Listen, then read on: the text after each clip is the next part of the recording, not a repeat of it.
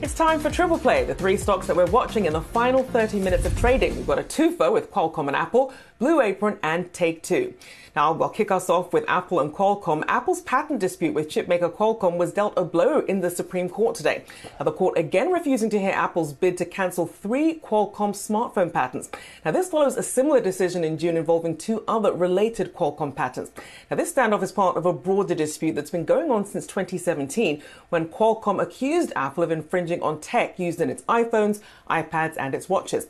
Now, the multi-billion-dollar settlement resulting from that in 2019 did include a license for Apple to keep using Qualcomm chips in iPhones, but it also left questions as that license is going to expire in 2025, and Apple is afraid that it's going to get sued again at that point. The courts, though, not convinced, and clearly investors not worried about it either based on the stock moves we're seeing today, especially as Apple continues the brisk pace of developing its own chips to rival Qualcomm. So both stocks doing well today, clearly not that worried, Shauna.